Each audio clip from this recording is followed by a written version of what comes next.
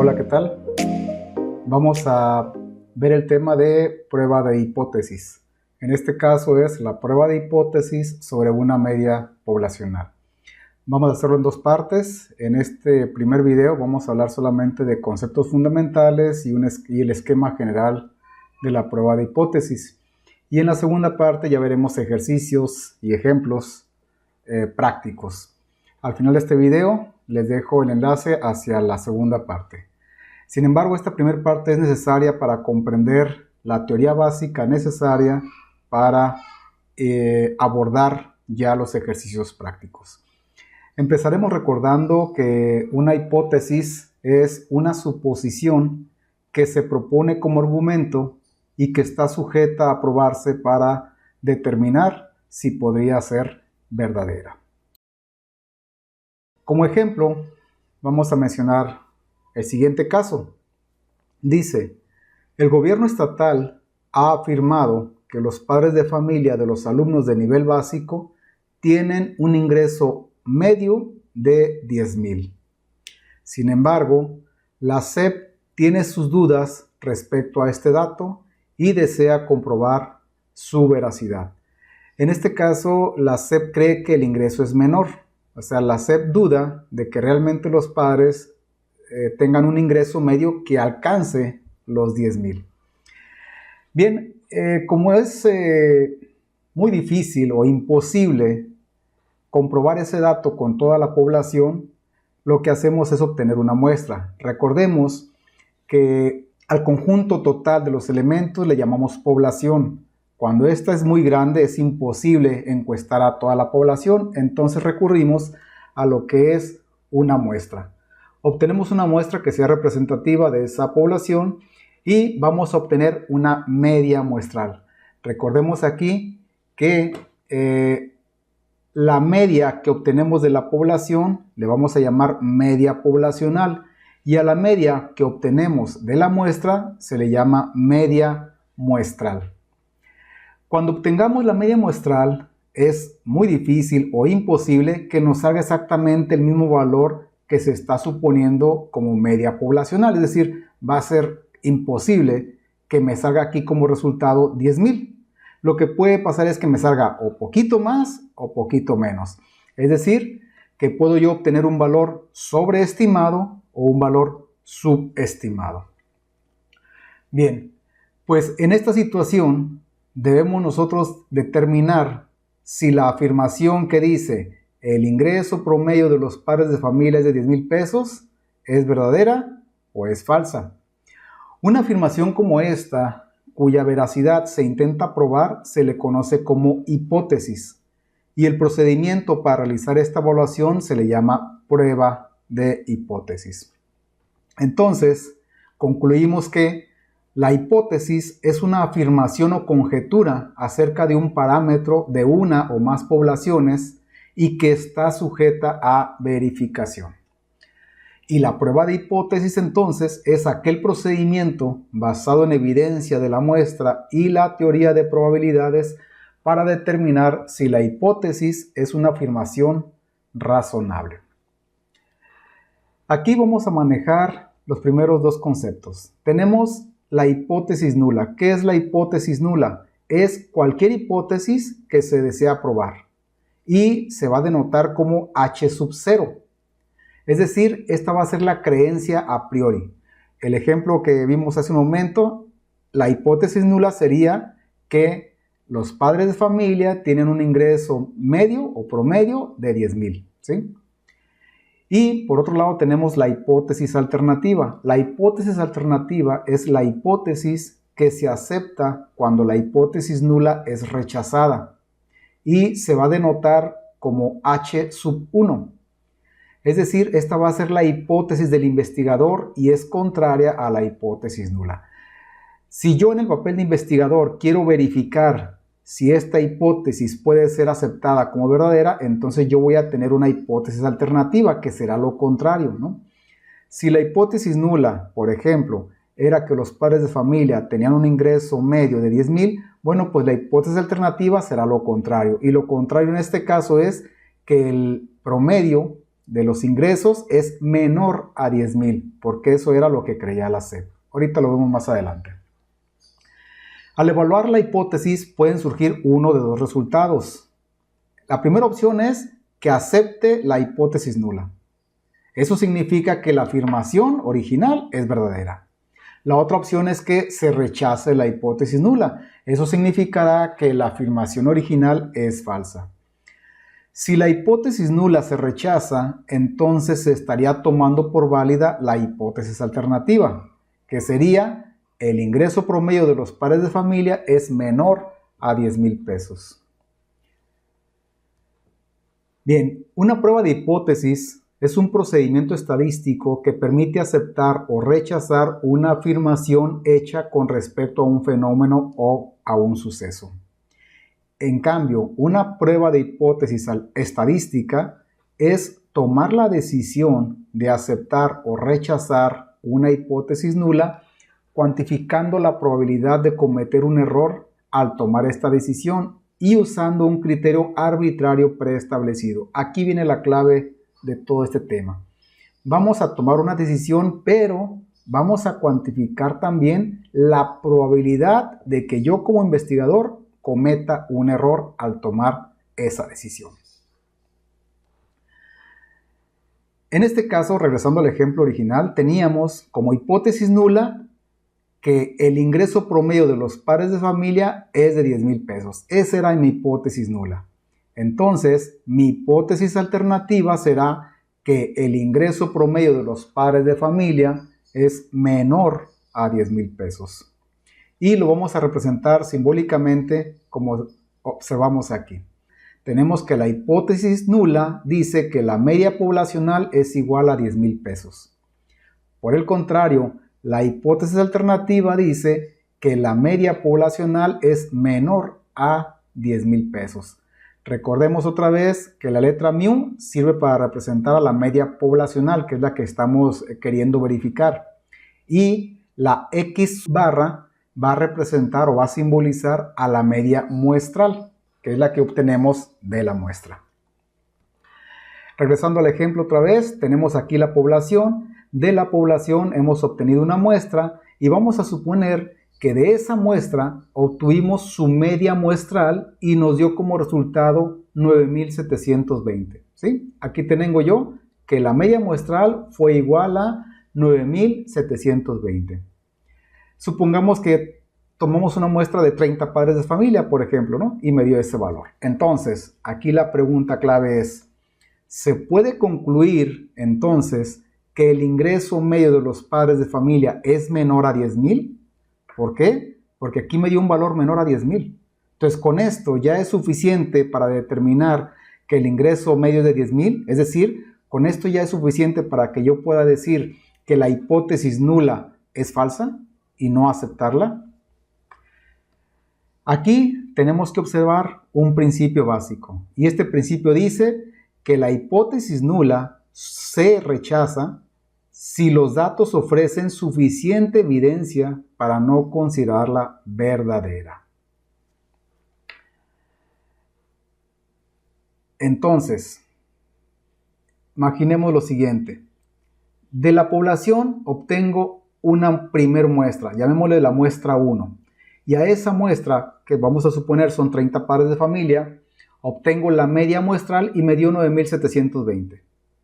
Pero no contento con ello, vuelvo a repetir el proceso. Obtengo una segunda muestra de otros 30 padres tomados al azar. A esa le llamo la muestra 2. Y resulta que al sacar la media muestral me obtuve 10,260, que es mayor a los 10,000 que decían al principio. Saco una tercera muestra, la muestra 3, y aquí la media muestral me dio 10,090. Y así puedo yo continuar obteniendo muestras y más muestras. Y cada vez que yo obtengo una muestra, es lógico, es obvio que me va a dar una media muestral distinta. A veces un poquito superior, a veces un poquito inferior a la media poblacional que se supone en la hipótesis nula. Entonces, aquí el problema es precisamente ese, que cada muestra va a dar un resultado distinto o una media distinta. Entonces, cuánto es suficiente evidencia. Para esto, para entender lo siguiente, tenemos que agregar algunos conceptos adicionales. Primero hablamos de un nivel de significancia. El nivel de significancia es la probabilidad de rechazar la hipótesis nula cuando ésta realmente era verdadera. Y a ese tipo de error o a ese nivel de significancia le vamos a denotar con la letra alfa, la letra griega alfa. Permite establecer con base en probabilidades un criterio para determinar si se tiene suficiente evidencia para descartar la hipótesis nula. En este caso, eso sería establecer si esa diferencia es evidencia suficiente. Obviamente, cuando hacemos un estudio y al final tomamos una determinación de aceptar o rechazar la hipótesis nula, pues no se desea que esa probabilidad de error sea grande. Más bien, buscamos que sea lo más pequeño posible para hacerlo más asertivo posible. Generalmente las pruebas de hipótesis se realizan con niveles de significancia de 5% o de 1%, dependiendo la situación, dependiendo el contexto o el tema que queremos evaluar. Al basarse entonces en datos de la muestra, es posible cometer dos errores. Nosotros nos vamos a poner en el papel del investigador. Nosotros somos los estadísticos, los investigadores estadísticos que deseamos determinar si esa hipótesis nula que alguien propone se acepta o se rechaza. Si la aceptamos es porque aceptamos que es afirmativa, ¿sí? Que es correcta. Y si la rechazamos, estamos dando por entendido que es falsa. Bueno, en este caso podemos cometer dos tipos de errores. El error tipo 1 es que nosotros rechacemos una hipótesis cuando realmente era correcta. Ahí estamos cometiendo el error tipo 1. A ese error tipo 1, su probabilidad la vamos a denotar por la letra griega alfa, que ya habíamos comentado. Pero por otro lado tenemos el error tipo 2. El error tipo 2 se comete cuando se acepta una hipótesis que realmente era falsa o era incorrecta. Y la probabilidad de cometer este error lo vamos a denotar por la letra griega beta. Entonces, alfa es la probabilidad de cometer el error tipo 1. Es decir, la probabilidad de rechazar la hipótesis nula cuando esa hipótesis nula es verdadera. Y por otro lado, beta es la probabilidad de cometer el error tipo 2. Es decir, la probabilidad de que yo acepte una hipótesis nula cuando esta hipótesis es incorrecta. Ese es el error tipo 2. Aquí tenemos una tablita para entender un poco mejor. Tenemos de este lado la hipótesis, que puede ser verdadera, puede ser falsa, no lo sé todavía. Y por acá tenemos la decisión que yo tomo con respecto a la hipótesis. Yo puedo aceptar o puedo rechazar esa hipótesis. Entonces, si yo acepto la hipótesis y esa hipótesis es verdadera, entonces le atiné, tomé la decisión correcta, palomita. Pero si yo rechacé esa hipótesis y resulta que la hipótesis era verdadera, entonces cometí el error tipo 1, el que denotamos por la letra griega alfa. Ahora bien, si yo acepté la hipótesis y resulta que esa hipótesis era falsa, entonces cometí el error tipo 2, ¿sí? Es decir, acepté una hipótesis falsa y eso se denota por la letra griega beta. Y por último, si yo rechacé la hipótesis y esa hipótesis era falsa, entonces le atiné otra vez. Tomé una decisión correcta porque rechacé una hipótesis que realmente era falsa. Bueno, pues al error tipo 1 ya dijimos que es cuando se rechaza la hipótesis nula siendo verdadera. A este tipo de error se le conoce como nivel de significancia. El nivel de significancia es lo contrario al nivel de confiabilidad. Por ejemplo, dice aquí abajo, si tuviéramos un nivel de confianza del 95%, entonces el nivel de significancia sería del 5%. Es decir, tengo el 95% de probabilidad de atinarle y entonces el 5% sería la probabilidad de fallar. Ese es mi nivel de significancia. Otro ejemplo, si tuviéramos un nivel de significancia del 10%, Eso significa entonces que mi nivel de confianza será del 90%. Cuando hacemos la prueba de hipótesis, vamos a observar que tenemos tres tipos de pruebas que nos puede surgir. Tenemos pruebas que van a ser de una cola, ¿sí? Que puede ser cola izquierda o cola derecha. También se le llama como lateral izquierda o lateral derecha. Si es de cola izquierda, significa que nuestra zona de rechazo se encuentra a la izquierda y todo lo demás será mi zona de aceptación. Es decir, si cae por aquí adentro, se acepta la hipótesis, pero si cae en esta parte gris, se rechaza. ¿Por qué es más pequeña la parte gris? Porque yo pretendo que mi nivel de error sea muy bajo. Aquí puede estar el 5% o el 1% que comentábamos hace un momento, ¿no? Si es lateral derecha o de cola derecha, eso significa que mi zona de rechazo se encuentra cargado hacia la derecha y todo lo demás es la zona de aceptación. Por último, hay una tercera opción, que sea bilateral, o también se le conoce como una prueba de dos colas, donde tengo zona a ambos lados de la curva. Recordemos que esta es una curva normal, ¿sí? Y lo del centro pues sería mi nivel de aceptación. En este caso, muy importante recordar que si tengo dos colas, entonces mi nivel de significancia se va a dividir o se va a repartir entre esas dos colas. Si había determinado en un principio que mi nivel de significancia era del 5%, entonces aquí tendremos un 2.5% y acá otro 2.5%. Bien, entonces recordemos como conclusión que la prueba de hipótesis es un procedimiento que conduce a una decisión sobre una hipótesis en particular. Los procedimientos de prueba de hipótesis dependen del empleo de la información contenida en la muestra aleatoria de la población de interés. Si la información contenida en la muestra es consistente con la hipótesis, se concluye que ésta es verdadera. Sin embargo, si esta información es inconsistente, se concluye que la hipótesis es falsa. Como la verdad o falsedad de una hipótesis en particular nunca puede conocerse con certidumbre, a menos que pueda examinarse a toda la población, se requiere desarrollar un procedimiento de prueba de hipótesis teniendo en cuenta la probabilidad de llegar a una conclusión equivocada. La hipótesis nula es la afirmación sobre una o más características de poblaciones que al inicio se supone cierta, es decir, la creencia a priori. Y por otro lado, la hipótesis alternativa es la afirmación contradictoria a la hipótesis nula, y esta será la hipótesis del investigador.